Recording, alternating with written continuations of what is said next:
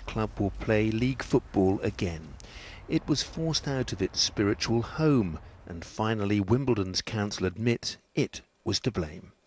What I'd like to say to Wimbledon and to all the fans is just apologise for what happened 20 years ago, in the way in which the administration at the time was loose in its actions that allowed the club to lose its home ground. This was Plough Lane, the old stadium. Originally it could only be used for sport and recreation, but the council lifted that restriction. The result was that 600 flats drove out an historic football club. The average detached house price is £1.35 million. For office space the cost is £2 to £3 a square metre. Green space is rare. Wimbledon's famous tennis club would set you back at least 400 million if you could get it.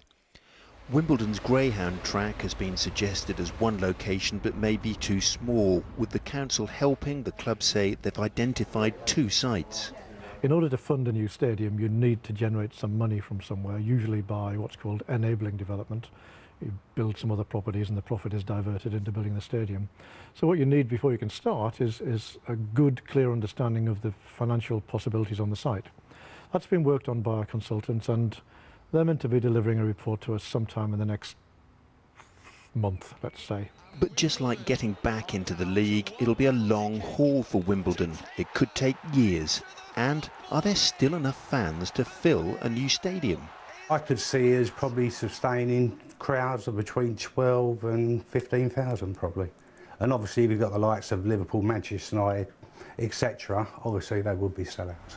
And what of the players? With prices like these, could they afford to live here if they're in the lower leagues? It's difficult to get into the village. We have some other football, Chelsea, Fulham players that live nearby.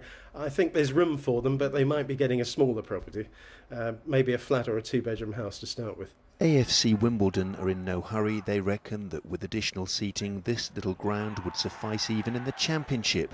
They're only in League 2 now, but given the way this club's come back, you never know. They could quickly repeat their famous FA Cup win of 1988. Phil Bales, London Tonight. It really is storybook stuff. Still ahead tonight.